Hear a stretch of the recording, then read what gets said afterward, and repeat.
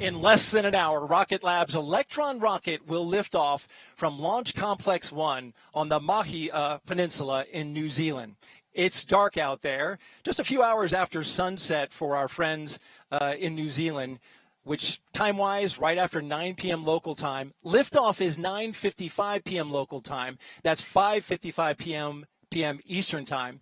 And if all goes well, that Electron rocket that you see on the pad there will light up the night sky, carrying NASA's CAPSTONE spacecraft towards the moon. Back here in Florida, thank you for joining us for live coverage of the CAPSTONE launch. I'm Daryl Nail, and as I mentioned earlier, that's NASA's moon rocket on the pad behind me with the Orion spacecraft. It's on Launch Complex 39B, and preparations are being made to roll that SLS rocket back to the vehicle assembly building on a gigantic mobile crawler currently scheduled for Friday. But when the launcher and moon rocket return to this pad, they will be ready for Artemis 1, an uncrewed test flight on an orbit around the moon. That has yet to be scheduled. But now, back to today's mission. Before Orion goes to the moon, we're sending CAPSTONE first, a satellite the size of about a microwave oven, which will demonstrate a new way to guide a spacecraft around the moon without relying on Earth-based communication. CAPSTONE stands for Cislunar Autonomous Positioning System Technology Operations and Navigation Experiment. It's a mouthful, and here are some fast facts about it. It's a 12-unit CubeSat, and as you can see from this animation, it has solar arrays and thrusters, small ones, at the bottom. The dimensions without the arrays are just 1 by 1 by 2 feet, or 34 by 34 by 61 centimeters. And it weighs just 55 pounds, or 25 kilograms. And it doesn't need much of a push from its monopropellant hydrazine system because this orbit it's going into is very efficient. The mission is funded by the Space Technology Mission Directorate, which develops transformative space technologies to enable future missions. But first, let's get an update on preparations to launch CAPSTONE on an Electron rocket by taking you literally halfway around the world to Rocket Lab's Mission Control Center in Auckland, New Zealand. That's where launch commentator Muriel Baker is standing by. Muriel, we're separated by 8,000 miles, so there's a little bit of a delay between us. It's not nearly as long as the time difference, though. 16 hours, you're ahead of us here on the eastern coast of the United States. But I say to you, good evening, and for us, good morning.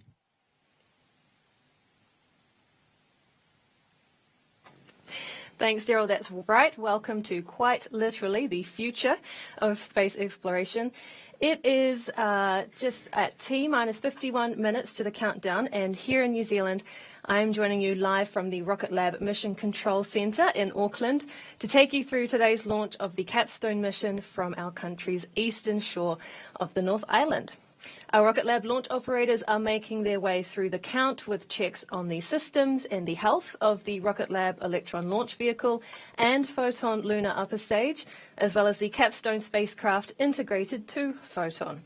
All three are sitting on the pad at Rocket Lab Launch Complex 1, as you can see there, on the Mahia Peninsula, from where we will launch the Electron rocket on an eastern trajectory over the South Pacific Ocean. Now, liftoff is currently scheduled for 21:55 local New Zealand time, or 09:55 UTC. In Eastern Daylight Time, that translates to 5:55 in the morning for you, Daryl. Sorry about that. And for Pacific Daylight Time, liftoff is scheduled to a even unfriendlier 2:55 a.m. Our latest status update from our weather official in Mission Control reported clear skies over the launch site. The weather is nice and still this evening, with the probability of violation very low, meaning we are very close to that launch liftoff. Now, over the past few hours, Rocket Lab's launch crew on the ground and in mission and range controls have been readying the launch pad with vertical and avionics checks with the rocket and have loaded Electron with its propellant types, kerosene and liquid oxygen. So right now, with just about 50 minutes left to lift off, all systems go for launch, and I'm going to hand it back over to you at Kennedy, Daryl. All right, great report, Muriel. And quick question for you. Why launch from New Zealand?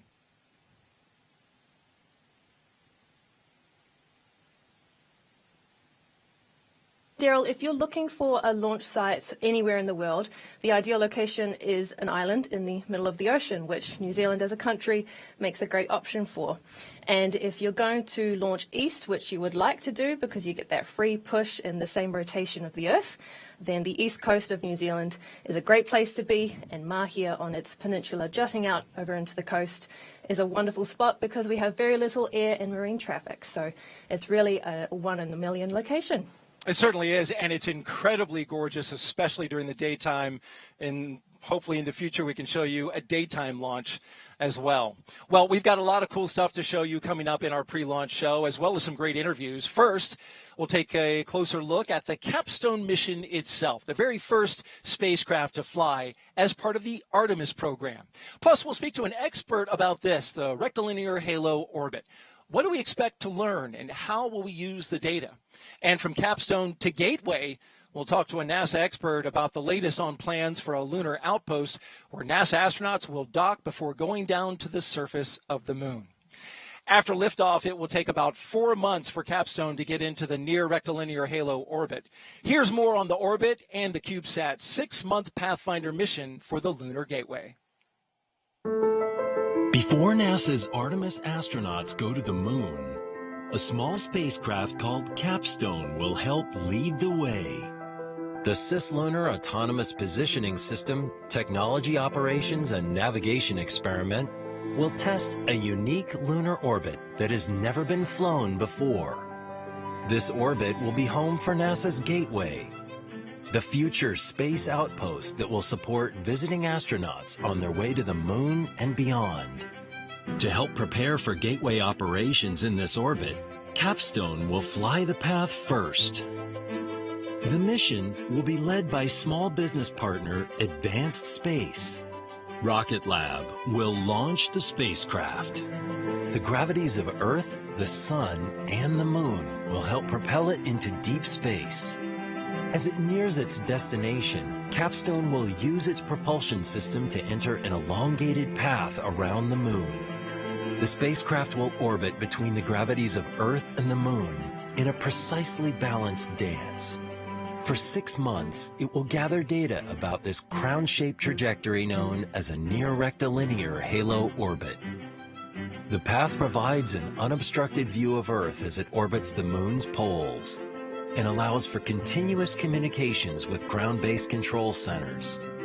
CAPSTONE will also demonstrate a new onboard navigation system. It will communicate with NASA's moon-observing Lunar Reconnaissance Orbiter satellite to calculate its position. The technology could allow future spacecraft to pinpoint their location without having to entirely rely on tracking from Earth. CAPSTONE's flight will demonstrate how this unique lunar orbit can support future spacecraft around the moon, helping to launch a new era of human space exploration.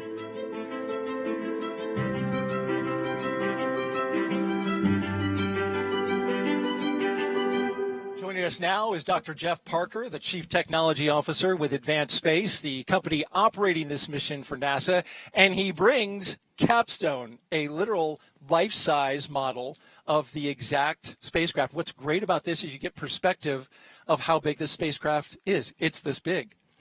That's right. This is a 12U form factor satellite. It's a full spacecraft in a small body. It's got a propulsion system down here. It's got an antenna that talks to the ground here. This is the antenna that talks to the Lunar Reconnaissance Orbiter, another satellite in orbit about the moon. Solar panels. These extend, so this isn't a fully unfurled solar panel, but yeah, that's right. It's about right. The microwave oven was the analogy given, and it certainly looks like it's exactly that. Tell me, this is going into this near rectilinear halo orbit. How will it do that, and what's it going to do when it's there? You bet. So the near rectilinear halo orbit is a challenging orbit to say, but it's a really impressive orbit for its operations. We use a low energy transfer to get this guy into that orbit, and it uses very little fuel to get there. When we get there, this is a model of what the orbit looks like. Hopefully we can see that. Yeah. So Earth is in the middle, Moon goes around, and we form this crown shape about the Earth there. And then this orbit is just fantastic for what it needs to demonstrate. There we go. And it takes very little fuel to get into this orbit using this certain type of transfer to get there. And then it takes very little fuel to get down to the surface of the moon. We might even be able to use it to go out to asteroids. It's a gateway, and we're demonstrating this as the gateway for the Artemis program. We're seeing a beautiful shot of Capstone right there on the top of the Electron rocket. You're with Advanced Space. We've got that team as well that's online tonight. They'll really start working when the mission fires up. What challenges do you expect to find once this gets into its orbit? So nobody has ever flown one of these orbits before. Now, we have demonstrated this in simulation many times. We're ready for anything, even contingencies, but space flight is challenging. So we're ready for anything. We're going to go head on and teach NASA every lesson we learn. And there's your team waving at us live from Colorado. That's the Advanced Space headquarters in Colorado, where Capstone Mission Operations Center is located. A lively bunch tonight. Again, they're going to get working in 6 days. That's right. That's right. I love this launch. It gives us 6 days to prepare between launch and the time that our team picks up the satellite on the way to the moon. So tell me, what other lunar orbits were considered when you were first developing this? Because, NASA gave you the funding for this mission and then said, hey, check it out for us. Oh, sure. Yeah, we looked at a lot of different orbits like this, and they all had to have the same kind of requirements. So they all had to have a low fuel requirement to get this satellite, which only has so much fuel, into that orbit. Has to be a gateway, just like NASA's doing. And then NASA in general has tested out a lot of different orbits. We've landed on this NRHO because of its terrific viability. And with this spacecraft here, when it maneuvers, it's these small little jets here at the bottom. Is that right? Yep, that's right. Yeah, it has enough fuel to do everything we need. We have enough fuel for an extended mission as well. It's a monopropellant hydrazine system. Yeah, full spacecraft. And so in order for it to know where it is, are you telling me this antenna up here is what communicates with the LRO? Yeah, another spacecraft. That's right. Our spacecraft has 2 radios, one to talk to the Earth, which is a conventional approach, and one to talk to another spacecraft, the LRO. And this is a reverse radio for LRO, so it's perfect to talk to LRO. We're going to demonstrate navigation in a couple of ways. One with communications with LRO, which should be enough to navigate the spacecraft. Another one to do one-way communications with the DSN, which is a future advanced navigation technology. Everything we can do to try to help enable future lunar exploration. We envision a future that has a lot of missions in orbit about the moon. We're trying to help that out. Absolutely. Thank you for bringing this. This is great, and for describing it, Jeff. But now we're going to go to the real Capstone you see on your screen there and check back in with the launch team and our commentator, Muriel Baker. How are we looking so far, Muriel?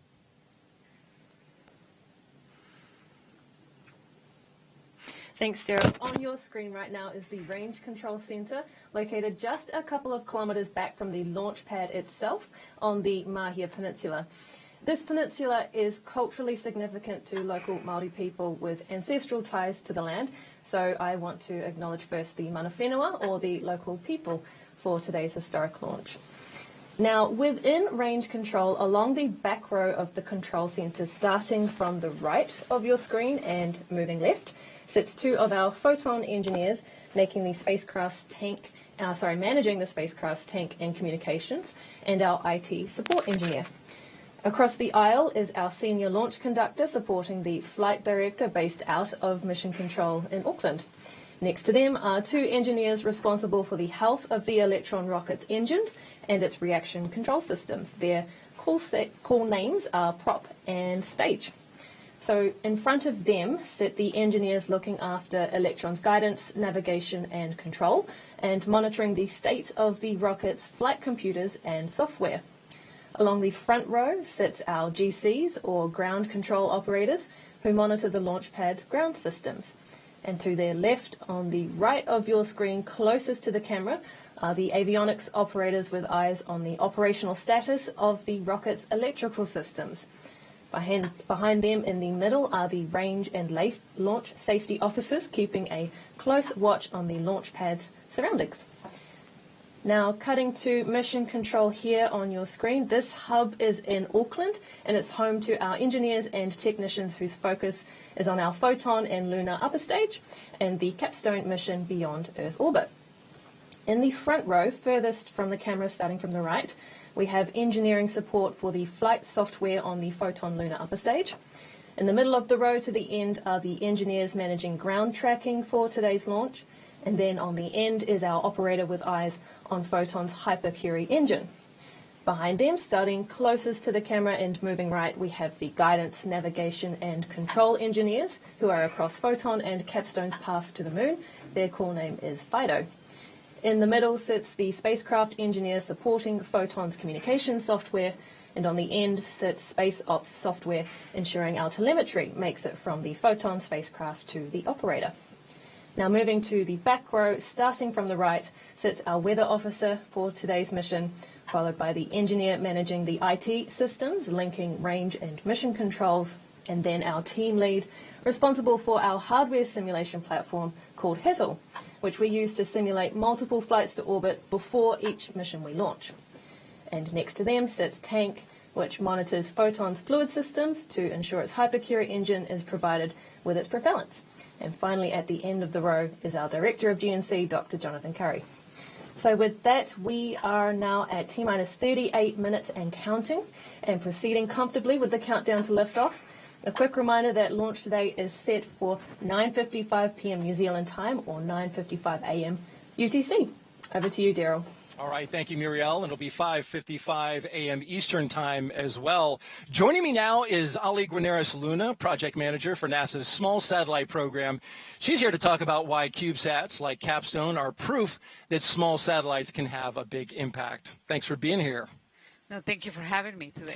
So why would NASA choose a small satellite instead of a large one?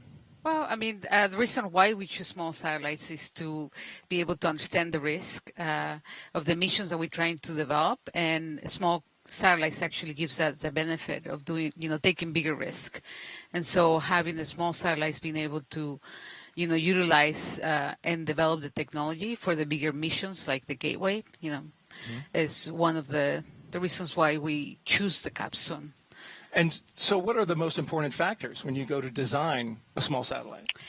Well, definitely, I think it's going to be understanding the mission architecture, where you're going, understanding the requirements, the environment, and, trying to develop that technology so you can infuse it later into the bigger missions. It's fascinating to hear about how NASA is working with small businesses and these small satellites to get big jobs done. What are the biggest technological advancements you've seen in small satellites? I think the beauty for small satellites has been that not only are we able to develop the technology really fast and quickly, and mature it, but also being able to now do a pathfinder's missions like the CAPSTONE is going to be for the Gateway. And so that actually gives us a lot of benefits because we can turn around and really develop that and mature that technology. Which will help the mission behind us right here, which is the SLS not launching today, but a beautiful shot on the pad. We've got two different rockets on two different pads in vastly different locations. On a more personal note, Ali, I was reading an article about your personal journey here, and it begins with an 8.0 magnitude earthquake in Mexico City back in 1985. 5,000 people killed. Devastated Mexico City, where you were born and raised before you came here. Tell me a little about your personal journey and how that sparked you and your mother's journey here to the United States. Well, definitely, I mean, it's a long story, but just to make it short, when the earthquake happened, my mother, had 4 children. I was the oldest one of 4, and she did not really had a well education. So for her to be able to survive, in Mexico at that time, it was not viable. So she decided to move to the United States and, move with her 4 children. And I was, the oldest one. So I moved with my mother here, and, I had to learn the culture, understand, learn the language too, right? And then be able to get adjusted to this new world. And, it took me some time, obviously, like anybody, You went to school, yes, dropped out because of it, and then went back.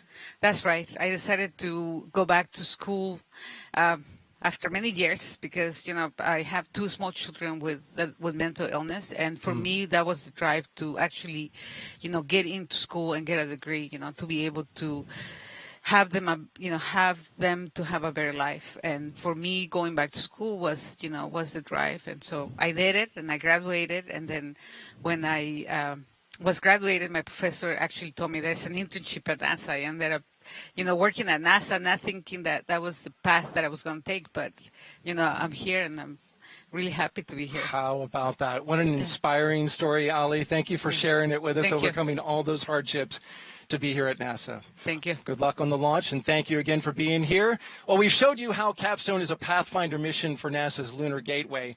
As NASA astronaut Randy Bresnik will show you, the planned orbiting lunar outpost is the first step to fulfilling plans for a more permanent presence on the moon. Home. For me, home is where my family is. But there have been times in my life where I was called away from my family for extended periods of time. While I was serving in the Marine Corps, it was hard to be away from my loved ones. But thankfully, I had my squadron family, but other places where we were stationed around the globe became a temporary home. Then, in 2009, I launched the International Space Station, traveling even farther away from my family, conducting science 250 miles above the Earth. The space station was an orbiting home for my crewmates and myself. Talk about a room with a breathtaking view. With Artemis, NASA will send the first woman and the first person of color to the moon. We are going there for the benefit of all here. We'll need a place to orbit around the moon, where we can live and work, a place to get ready for our lunar surface expeditions, and a place to return to when our work on the lunar surface is complete. We need a lunar home away from home. This will be the Gateway. Starting with the power and habitation modules, the Gateway will be the first long-term outpost in lunar orbit humans have ever had. Primed for new discoveries, this orbiting laboratory will provide us with a unique view of our solar system. And it's already becoming a beacon for the future of international and commercial cooperation in space. With increasing capability and longer missions over time, the Gateway will be a powerhouse of technology and science, paving the way for future human missions to Mars. Design and fabrication of Gateway elements by NASA and our international partners is well underway around the world right now. Wherever you are on planet Earth, today you are part of the Artemis generation. I'm NASA astronaut Randy Bresnik, and I invite you to join us by following NASA Gateway on social media and telling us where you call home. T-minus 31 minutes and counting until launch in New Zealand with our NASA Mega Moon rocket here on the ground as a backdrop. It's time now to dive into the details of Capstone's orbit, the near rectilinear halo orbit. I spoke to Najood Moranci, chief of the NASA Exploration Mission Planning Office, about it. Najood Moranci, thank you for being here. We're launching, of course, Capstone today, a microwave-sized CubeSat that's going into this near rectilinear halo orbit. Eventually, it will lead the way for Gateway, a much larger lunar outpost where astronauts will go. What's the difference between getting Capstone into that orbit versus the Lunar Gateway? One of the really interesting things with the orbit mechanics is we can sort of play with, how much propellant it takes to get somewhere and the time it takes. So Capstone is using a ballistic lunar transfer. So it'll take 3 months to get to NRHO, but it'll use a quarter of the delta velocity that we'll need when we fly this with Artemis and the crew. So the crew will only spend, 5 to 10 days in transit. We'll fly very close to the moon and use the moon to slingshot us out there, but it takes more delta velocity or, relative propellant amount. So, we can play with both the time and the duration to get into NRHO based on whether we're flying crew or you're doing something so uncrewed like the Capstone mission. And looking at this near rectilinear halo orbit, you can see it really goes quickly around the moon, but spends more time away from it. Why is that, and are there advantages or disadvantages to that? Yeah, so the NRHO, or near rectilinear halo orbit, it's an elliptical orbit. So when you're close to the moon, the spacecraft, any spacecraft will fly very fast. You'll go over the north pole of the moon in about a day, but then we spend about 6 days over the big part below the south pole of the orbit. So you go very fast close to the moon, slow when you're away from the moon. But the reason we're in this orbit is it's incredibly stable, but also relatively close to the moon. So with that stability, we only need the equivalent of 10 meters per second of delta velocity for a whole year to maintain the orbit, which is very small in spacecraft terms. So that means we can put the Gateway there for 10, 15 years and not need a lot of propellant to keep it there. But it's also close enough to the moon that the human landing system can access the South Pole. We can do the human exploration in the future, as well as have that stability for a good outpost capability. So really it was that balanced orbit for the long-term planning of Artemis and the objectives we need for human exploration. Oh, that's very interesting. And so what is required in order to maintain that very unique orbit? Is it difficult? So the orbit should be relatively easy to maintain, but that's why we want CAPSTONE to go first so we can collect all the data and validate the models. So it doesn't really matter what size the vehicles are, the orbit mechanics will work the same. So with CAPSTONE as the sort of pathfinder, it can demonstrate the navigation, the guidance, the propulsive capability to maintain the orbit, and we can really just extract from that the math to validate the orbits for Gateway, Orion, and Artemis missions. So the maintenance of the orbit is really fascinating, easy thing to do, so we can use these two missions to compare how they work. But the other advantages of this orbit is it's very stable for power and thermal and has continuous communication with Earth. So, the operations in this orbit are really good for that long-term deep space exploration capabilities that we want to demonstrate. Jude Moranci, thank you so much for your time today. Thank you for having me. CAPSTONE packs a lot of technology into a very small package, and that's thanks to the engineers behind the spacecraft. We're incredibly excited to be leading the CAPSTONE mission for NASA and demonstrating critical technologies that will not just help people return to the moon, but will help people stay at the moon. Before NASA sends their human-rated spacecraft, we want to send our CubeSat CAPSTONE to kind of work out the issues of how do you operate in this type of orbit? How do you do station keeping? How do you do navigation? CAPSTONE is a pathfinder mission. CAPSTONE is going to be demonstrating how to put a space station at the moon. So it's important for us to characterize that orbit and to understand what it is like to have spacecraft in that orbit.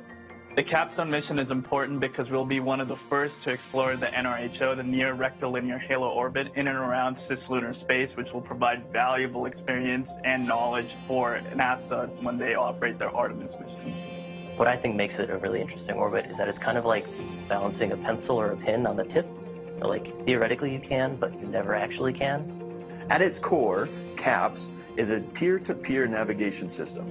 So CAPS is the Cislunar Autonomous Positioning System, and we'll be using that to sort of do autonomous lunar navigation in addition to demonstrating the near rectilinear halo orbit for NASA. CAPS enables a future where many spacecraft can talk to each other, and they can help each other navigate, figure out where they are, avoid collisions, carry out their objectives, and so on. Instead of talking to the ground, we can talk just directly with LRO and determine where we are in space, determine our position and our velocity in space. You don't just know that you are, X kilometers separated. You can actually estimate the full six-dimensional state of both of those spacecraft. People have shown that mathematically for probably 15 years at this point, and this will be the first time that we actually get to demonstrate it in space.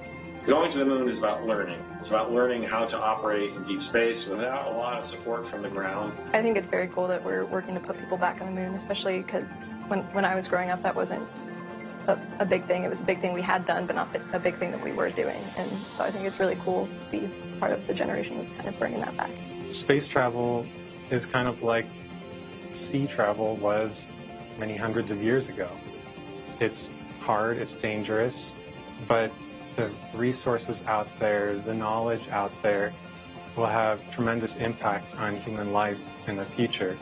It has been an exhilarating 2.5 years leading the development of the CAPSTONE mission for NASA. But what I'm most excited about is this is just the beginning of developing a foundation for the permanent return of humanity to the moon and a starting point for us to explore the rest of the solar system.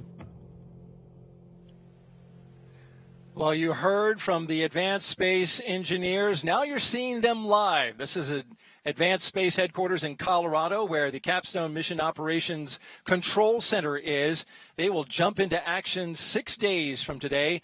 That's when the spacecraft separates. The Advanced Space Team will then assess CAPSTONE's orbit, operate the payloads, and communicate with CAPSTONE through NASA's Deep Space Network and Terran Orbital. Back out to the pad, T-minus 24 minutes and counting. Here's a quick overview now of the launch preparations and what we can expect in the final minutes of countdown. The countdown to launch is the most closely watched clock in mission control. Here are some of the things that take place at each milestone after the countdown begins. At T-minus 9 hours before launch, our crew are on site at Launch Complex 1 to configure the pad for launch and prepare to power on Electron for the day's operations. Meanwhile, our operators in mission control start checking in to their stations. At T-minus 7 hours, our operators will brief the launch director with a status update. Mission Control also receives its first weather check on what to expect at liftoff, including cloud cover and predicted wind speed at Launch Complex 1. Now, at T-minus 6 hours, our ground tracking stations begin to power up before Electron is prepared to go vertical on the pad. Soon afterward, Electron's Rutherford engines are tested with a short burst of engine fire to confirm all systems are operating as they should. At T-minus 5 hours through T-minus 3 hours, our range safety team runs through safety status checks for those on and around our launch complex on the Peninsula, making sure the team and the public are kept safe during the day's launch attempt. Fuel loading of kerosene will soon begin on Electron, while additional vertical systems checks take place and the pad is evacuated. It's T-minus 3 hours now, and soon liquid oxygen will begin to flow into Electron. As the rocket slowly fills with this oxidizer, Electron's black body turns white as humidity in the air around the rocket freezes into a thin sheet of ice due to the freezing temperatures of the liquid oxygen inside. With 1 hour left to launch, it's crunch time for our operators. Vehicle cameras are switched to their launch settings. Our avionics team enables Electron for flight. Our final weather brief comes through, and the range safety status will confirm that the area is clear for launch. With 12 minutes left in the count, our launch director runs the go, no-go poll with our operators to make the final decision to proceed with the launch. All final checks are completed before we reach T-minus 2 minutes in the countdown. At this critical point, the countdown auto sequence begins and Electron's flight computers take over. The launch director begins counting down to liftoff from T-minus 10 seconds before the engines ignite 3 seconds before launch, and Electron lifts off the pad at T0 on its way to complete its next mission with the satellites on board.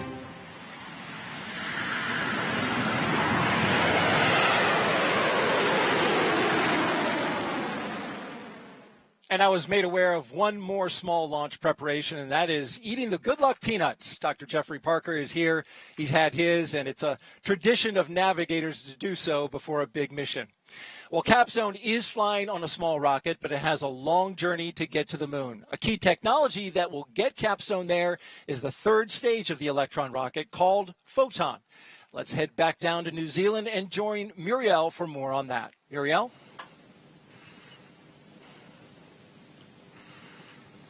Thank you, Daryl. So to get the spacecraft out of low Earth orbit and on a ballistic lunar transfer to the moon, for the first time Rocket Lab is using its lunar configuration of our Photon spacecraft bus.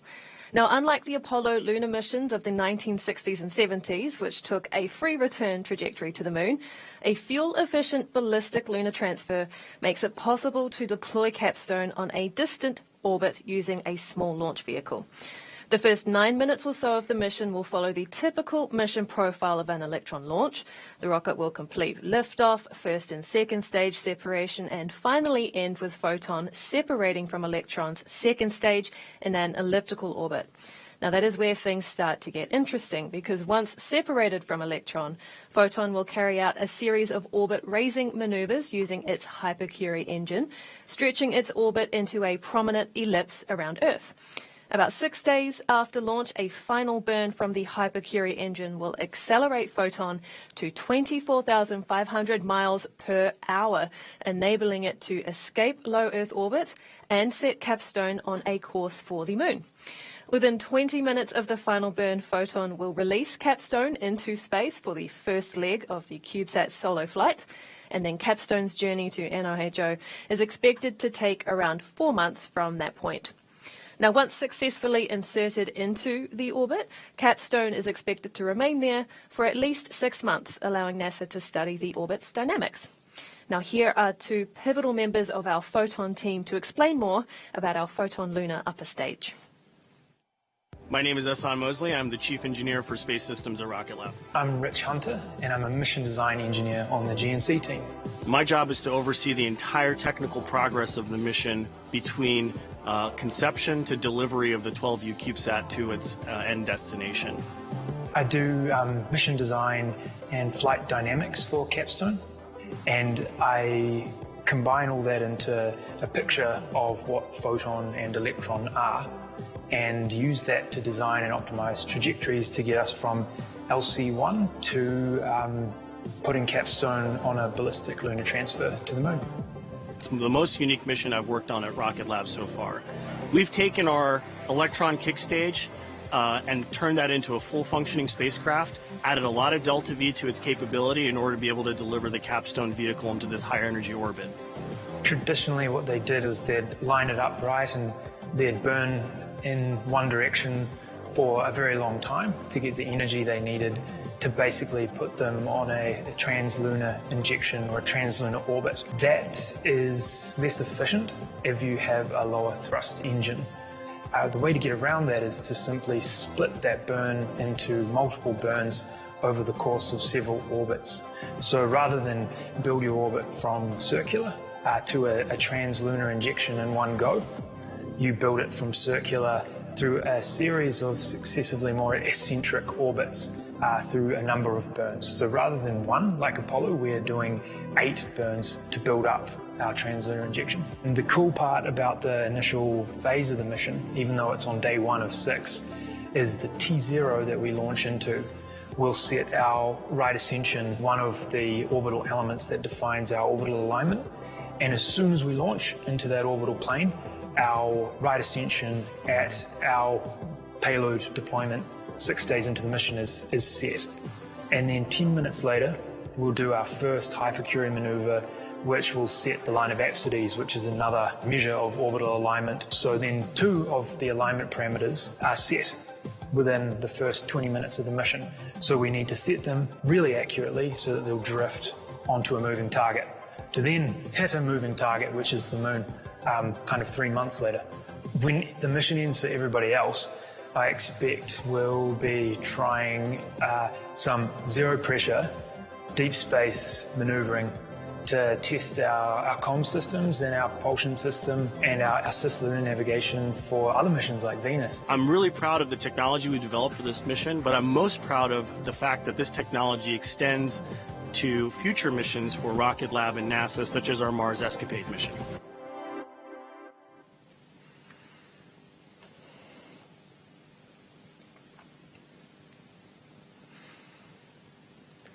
We are coming up soon on the go, no-go poll, one of the final gates we need to pass through for Electron and CAPSTONE to leave the pad for today's mission to the moon.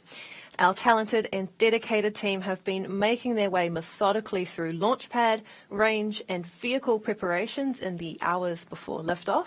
So to confirm we are proceeding all the way through to launch, let's listen in to Mission Control for that final go, no-go poll. That will be coming up in just a few moments, and we'll keep our fingers crossed for some very good news there.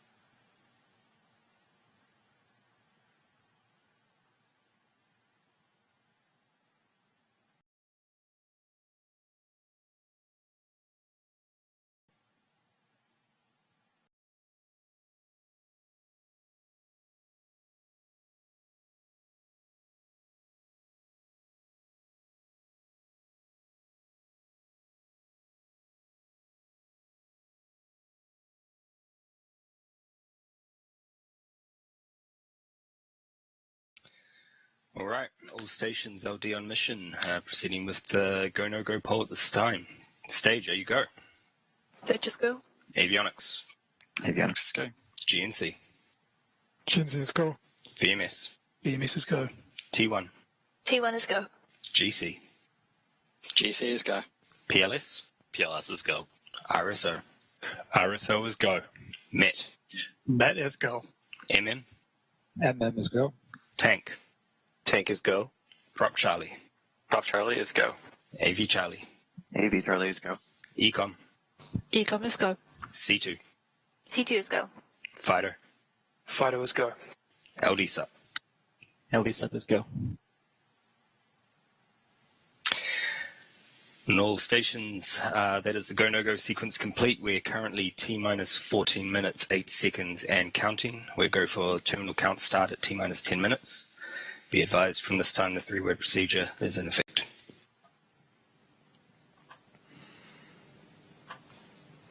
And there we go. That is a clear run through status checks. And as you heard, we are moving forward to the launch of the CAPSTONE mission to the moon. Our T0 launch time remains 9:55 p.m. New Zealand local time and 9:55 a.m. UTC, or 5:55 a.m. and 2:55 a.m. Eastern and Pacific. So let's go back to the Kennedy Space Center in Florida, where Daryl is with another special guest. Thank you, Muriel. Got all the times covered. Appreciate that. Joining us now is Justin Treptow, Deputy of the Flight Opportunities and Small Spacecraft Technology Programs, to talk about how small businesses played a large role in this mission. Justin, great to have you back. You used to work here, spent 10 years here. Yep. You're now up at headquarters, but back in Florida for this launch. Absolutely. I'm extraordinarily excited to be here for our lunar mission. First question, why does NASA partner with small businesses like the ones that were involved in the CAPSTONE mission? Well, it's an interesting interplay between government and commercial companies. With spacecraft getting smaller and more capable, we're seeing more entrants getting into the space industry. And as they get more and more experience on orbit, they're demonstrating real capabilities that NASA can partner with to lead missions like CAPSTONE and really take a leading role in gathering data that we can use for other projects. This spools into the ability to have those companies turn those capabilities into services that you can buy as another government organization or other parts of NASA. We heard an interview with Rocket Lab earlier talking about their Escapade mission. Mm-hmm. They developed the lunar photon, which is being used for another NASA mission, which would not have come to pass if it wasn't for the CAPSTONE mission. We wouldn't have the data for Gateway to take advantage of if Advanced Space wasn't here as a commercial partner on this project to bring the data from one project to another project. That's fascinating. So you mentioned some of the benefits already that have been gained. And we've seen that through the development of CAPSTONE, right? Because NASA says, hey, go develop this. And then if there's spin-offs that are beneficial in other areas, you're starting to already see that with CAPSTONE? Yeah, absolutely. Some of the examples, like one of the most obvious ones, is with the CAPSTONE propulsion system itself. Having a high delta V propulsion system on a CubeSat form factor is something that is, in the small sat world, kind of the holy grail. Being able to go somewhere and actually do something of value is really useful. And having Stellar Exploration develop a propulsion system that CAPSTONE is using to get into orbit around the moon in the NRHO and to stay there for an extended period of time is a propulsion system that's showing up in other commercial products that's infusing within the industry. So we're seeing the technology that NASA's funding for our missions go into other places within the space industry. Already, so quickly, early on in this. That's impressive. We're now T-minus 10 minutes and counting until the liftoff of Rocket Lab's Electron rocket. I want to ask you about a previous Rocket Lab mission that NASA did. You're familiar with it, Alana 19, as part of the Venture Class Launch Services Initiative. What was the benefit of that, and what did we learn from that we're moving into this mission? So the initial Alana 19 flight was a Venture Class Launch Service. Rocket Lab was a very new entry to the launch market at that point, and NASA wanted to get an opportunity to work with them on a project.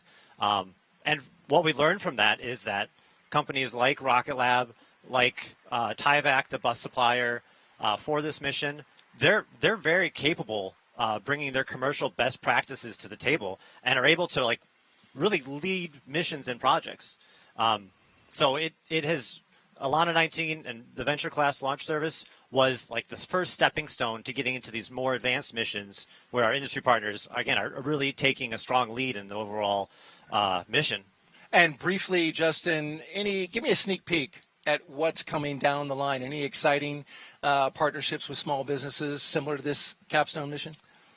Yep. So like in the near future, we have a number of other CubeSats that are in the work. They're also going to be doing big technology demonstrations in small packages. We have Lunar Photon also going to the moon to shine a laser into the permanently shadowed craters of the moon to look for water.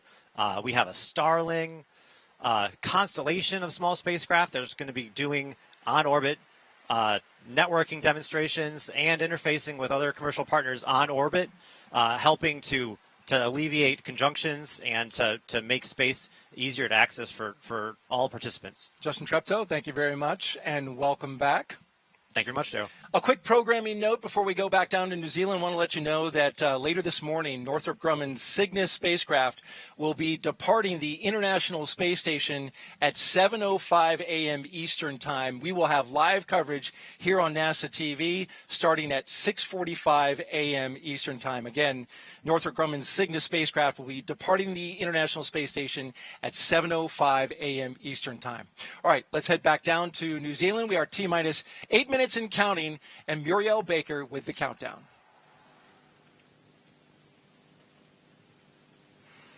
Thank you, Daryl. It is T-minus 8 minutes and 10 seconds until liftoff. If you're just joining us, welcome to Rocket Lab's Mission Control Center in Auckland, New Zealand. Things are looking great so far for an on-time launch today from our private orbital range, Rocket Lab Launch Complex 1 on New Zealand's eastern shore. Now, you have seen the launch range and inside our mission and control centers. Now it is time to get you acquainted with the Electron rocket lifting off the pad today. And as you will have seen earlier in the show, we are taking an unconventional path to the moon, and that is because Electron is an unconventional rocket, the first of its kind in many ways, and one of the smallest orbital rockets in history to attempt to launch a spacecraft to lunar orbit. So here's a little bit more on Electron. A small launcher dedicated for small satellites, Electron was the first of its kind to reach orbit when it first took to the skies in 2017, opening up access to space for small satellite operators. Today, it is the second most frequently launched U.S. rocket annually. More than 140 satellites have found their home in space across more than 24 Electron missions launched from Rocket Lab Launch Complex 1, the world's first and only private orbital spaceport. Designed, manufactured, and launched by Rocket Lab, Electron is a two-stage launch vehicle powered by liquid oxygen and rocket-grade kerosene. Much of its structures are made of advanced carbon composite material, including its propellant tanks, which is what gives Electron its sleek black look. The rocket is powered by 10 Rutherford engines, 9 at the bottom of the first stage, and a 10th space-optimized engine to power the second stage to orbit. The Rutherford engine is the world's first to use an electric pump feed cycle for orbital space travel, making use of electric motors and batteries to drive its propellant pumps. It's also 3D printed using additive manufacturing processes. Electron is also equipped with a third upper stage that serves as in-space propulsion to deploy payloads to orbit. In its most advanced form, this stage is called Photon, a spacecraft bus to support small satellite missions even beyond Earth orbit.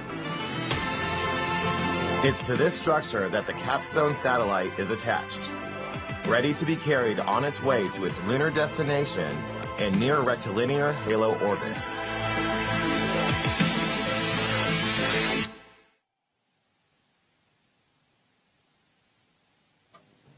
T-minus 5 minutes and 30 seconds on the clock, and from here the launch team will move on to some of the final milestones and checks of Electron, Photon and Capstone before liftoff. The mission will launch from Pad B today at Launch Complex 1, where we have 2 orbital launch pads within our private spaceport dedicated for Electron launches. Now, Rocket Lab launches typically deploy spacecrafts to orbits between 500 and 1,200 kilometers altitude above Earth's surface. But this time, as you'll know, Electron and our upper stage Photon will send the CAPSTONE spacecraft a little bit further than usual, some 1.3 million kilometers further.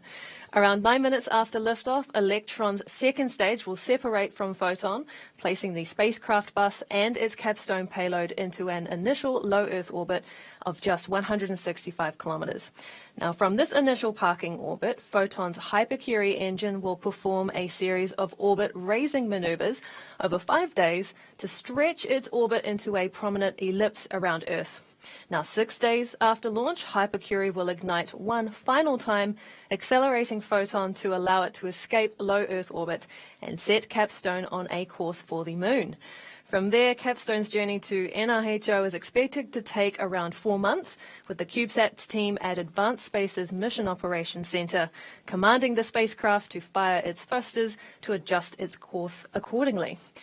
Now, if we are looking back at the pad camera now, we can see that the rocket's strong back has retracted and has moved into the launch position. This launch platform structure is what holds the umbilical lines, providing power to the rocket, which will fall away as Electron lifts off the pad. You can see Electron's icy white stripes on the outside of the rocket there too. Those are because of the super cold liquid oxygen propellant on the inside of the rocket, which freezes water on the outside, causing it to form those distinctive icy areas along the rocket's black carbon composite body. Now, our last weather update also confirmed that the wind speed at T0 is expected to be good for launch, further minimizing the weather risk to today's mission. Now, as we get closer to the countdown, it is worth pointing out what kind of views to expect from launch today. As always, we'll be bringing you the live views you see on your screen from various cameras at the pad and at range control. However, for this mission, we won't have the typical onboard vehicle cameras you might be familiar with for Electron launches, and that is because this mission has extensive telemetry requirements. So to reduce the load on systems and operators, we've streamlined the mission down to essential systems only. Now, while we won't have those live vehicle feeds to show you, we will be broadcasting mission data and animations so you can keep up with the launch progress throughout the ascent. And now we are coming up to a critical juncture in the lead up to launch, the switch to the countdown auto sequence. The team are tracking no issues with the launch vehicle. CAPSTONE and Photon remain healthy, and the weather is looking good. So at T-minus 2 minutes, very shortly, that autonomous flight computer on Electron will take over the launch countdown, followed by the call that LOX loading is complete on Electron.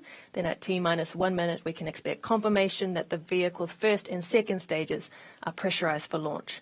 So, followed by that will be the iconic final countdown to liftoff at T-minus 10 seconds and engine ignition at T-minus 3 seconds. We'll hand over now to Mission Control and listen into those calls to launch. Launch vehicle is fully on internal power. Lunar Photon is on internal power.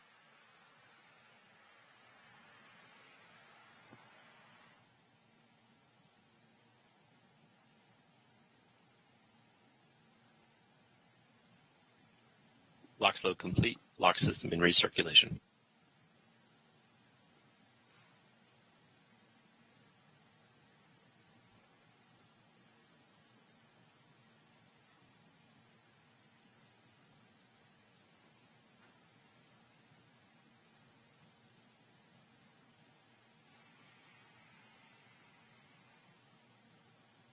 All helium anti-gathering disabled.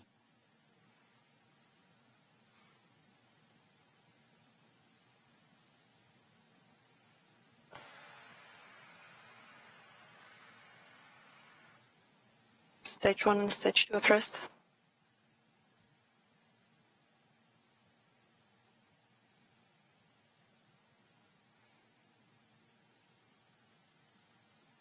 High flow engine purge enabled.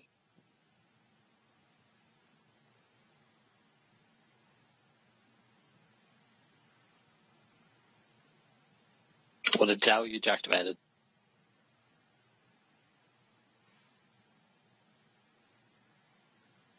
T-minus 20 seconds.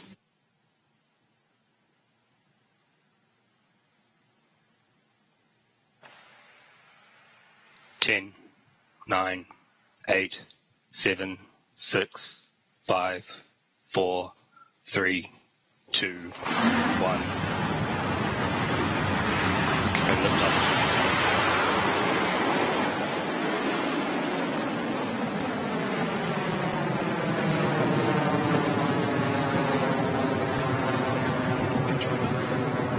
Streaming discharge now.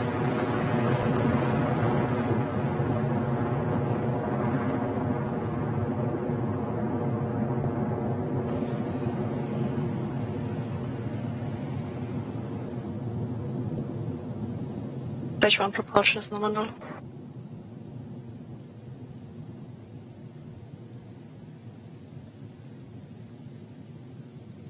Entering burnout detect mode.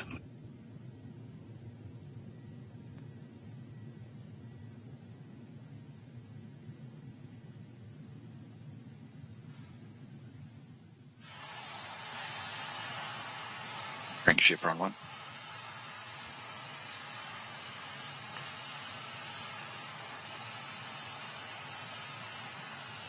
At T+1 minute and Electron is in the air and onward to the moon for the CAPSTONE mission. That rocket is soaring through this nighttime sky, now past 14 kilometers in altitude in these past few moments.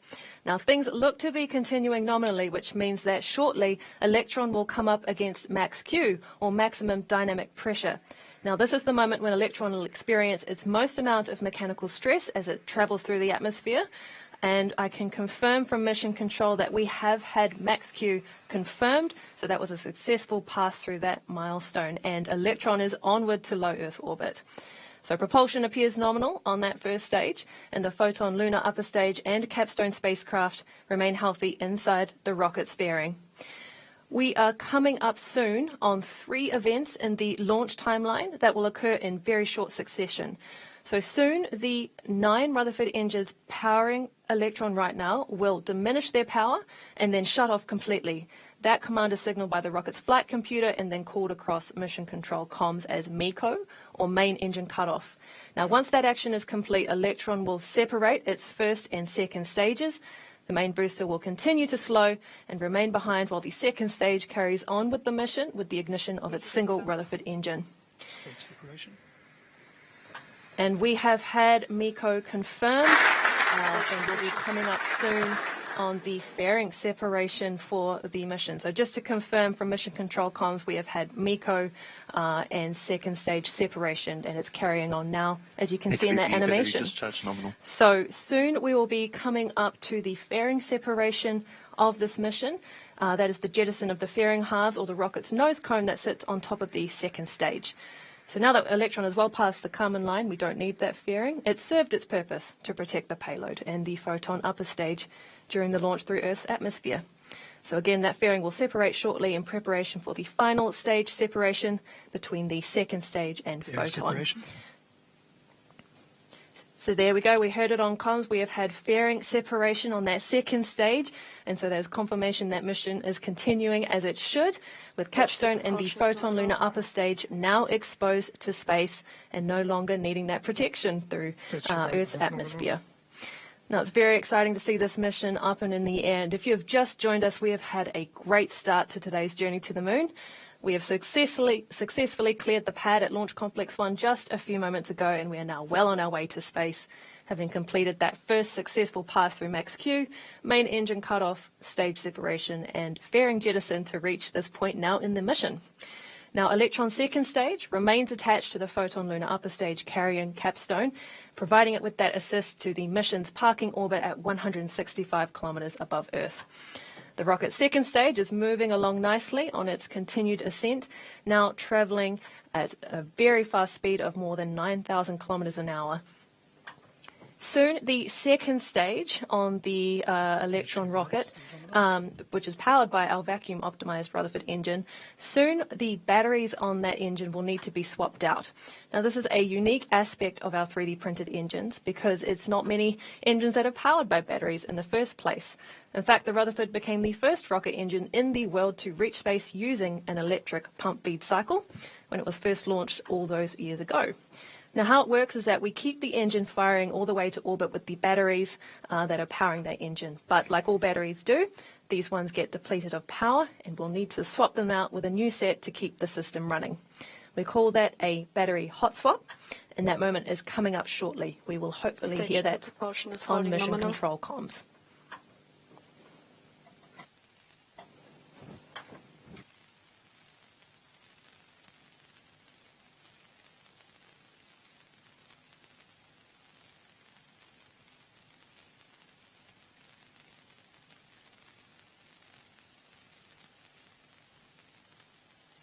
Stage 2 is starting to throttle down.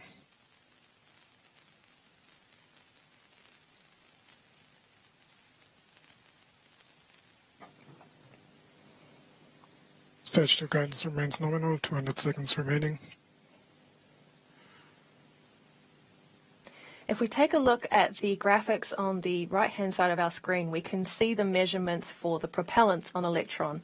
So on your left, you have the kerosene propellant and the level of the tanks that it is now at. So we're at 45% and counting, sitting at a nice and warm 8 degrees in temperature. And that is very warm compared to the liquid oxygen temperature, our other propellant. So that is sitting at a nice and chilly minus 178 degrees with 40% or so propellant left. Hot swap.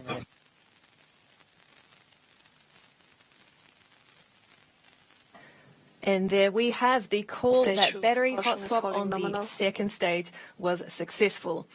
Now, next we should expect to hear one of our operators in mission control call out that Electron is orbital, indicating that the rocket is in the right place ahead of stage separation. So SECO, the acronym for Second Engine Cutoff, and the subsequent stage separation follow relatively the same procedure as main engine cutoff, where the Rutherford engine on the second stage will shut off ahead of the final separation of the vehicle between the second stage and the Photon lunar upper stage. There will be a bit of a gap between that final separation and the first hypercurie burn, as this stage separation places the Photon lunar upper stage in an elliptical orbit of Earth first. Now, a reminder that 165 low Earth orbit is just the first orbital phase for this CAPSTONE mission, with Photon and CAPSTONE's orbit continuously raised higher and higher over the next few days, with a series of engine burns on the upper stage. I'll go into more detail about Photon's phasing orbits and CAPSTONE's path to the moon shortly, once Electron has completed SECO and stage separation. Let's listen into mission control comms.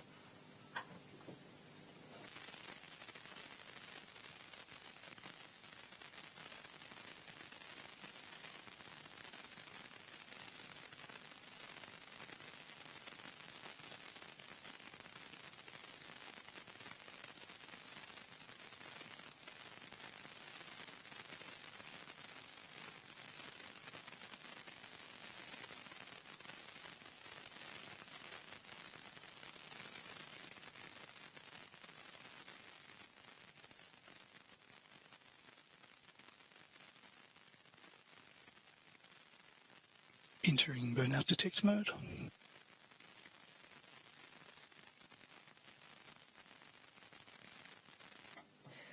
So a quick check on the speed and altitude of this mission. We are traveling at more than 23,000 kilometers an hour. And while on the right you can see the altitude is at 175 kilometers, what goes up must come down, and we will lower ourselves into that 165 kilometer parking orbit very soon.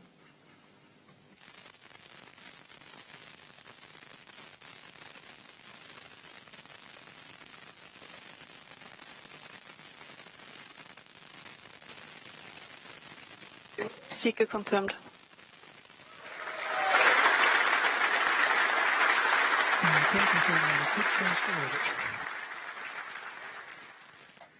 So with the Rutherford engine cooling down, that tells us that second engine cutoff was successful on Electron's second stage.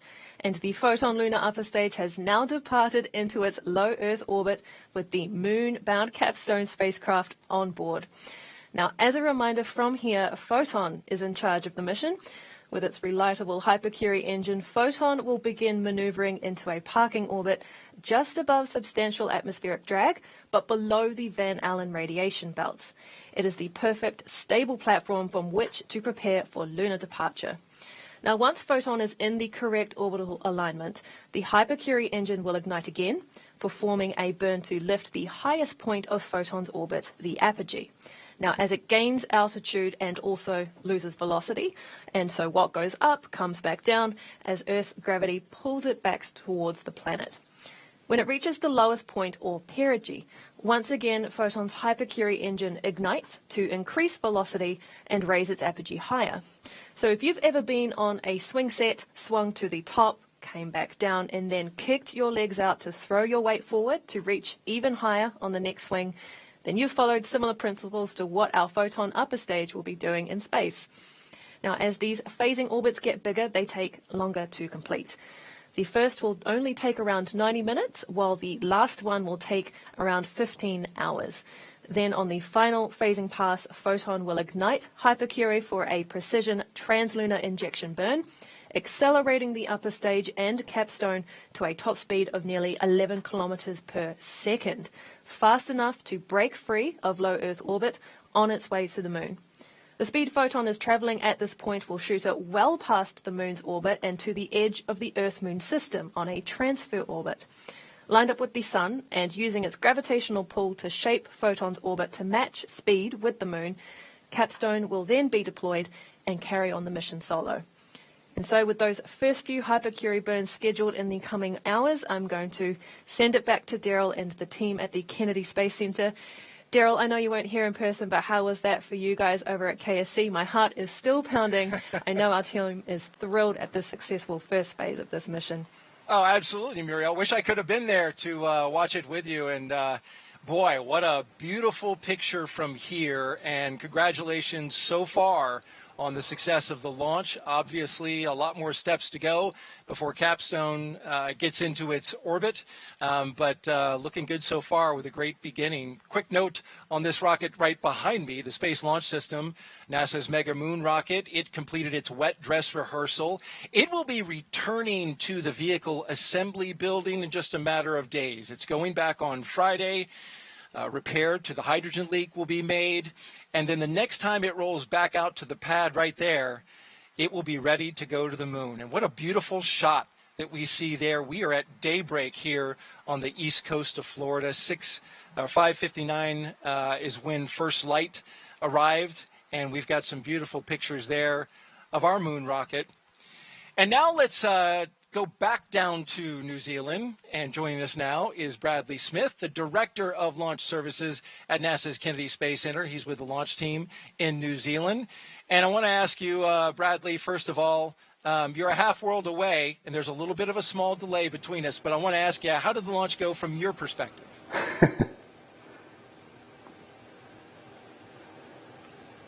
Oh, I am definitely half a world away. I landed in Auckland, and my first foray into New Zealand soil was a lost bag, so I had to go buy a new suit as soon as I landed.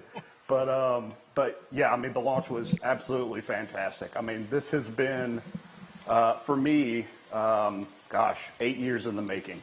You know, all the way back to 2014 when we put our trust in Rocket Lab with our initial VCLS Demo 1 award, contract award, right? And here we are. You know, that was a payload to go launch university CubeSats, and now here we are, not even a decade later, and this incredible team has just sent Capstone on a ballistic trajectory to the lunar orbit. Right? I mean, it's amazing how far Pete Beck and his company have come in the last 10 years, and we couldn't be prouder. And you've been there on the journey most recently. Did you ever imagine, got to ask you, did you ever imagine that you would launch a mission to the moon on a 59-foot tall rocket?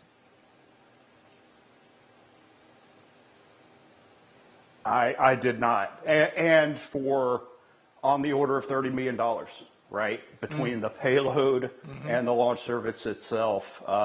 It just goes to show the direction that NASA's going, right? Embracing this truly commercial approach to enable science and discovery for the agency. So what's next for launch services?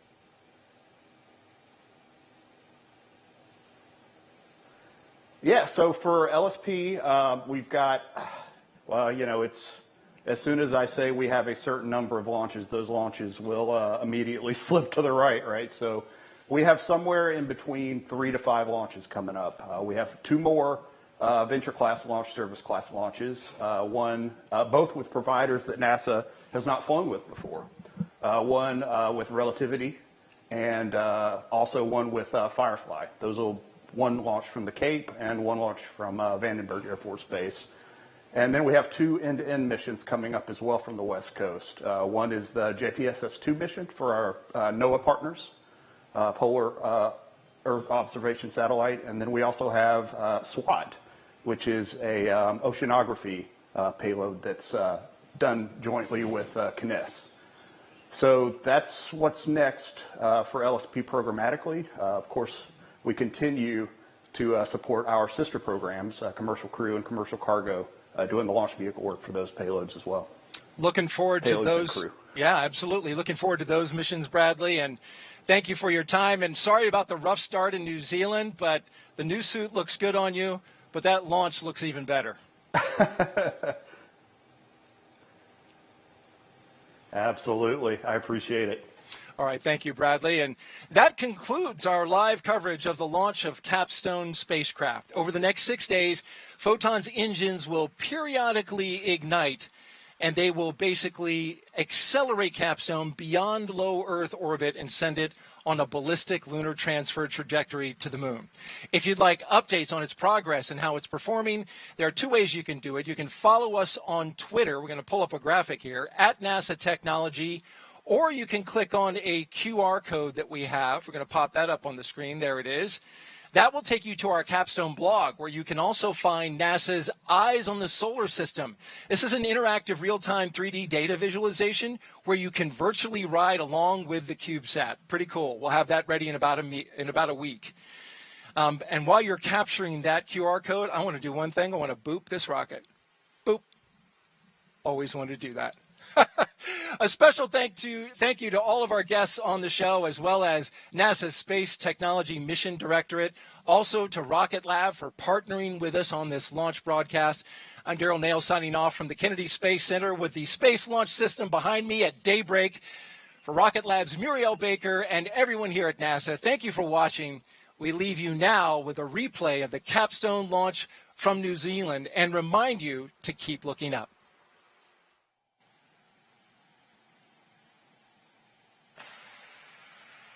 10, 9, 8, 7, 6, 5, 4, 3, 2, 1.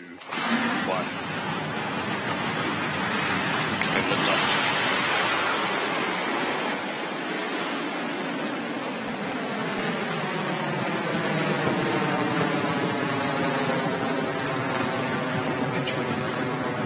HVB discharge now.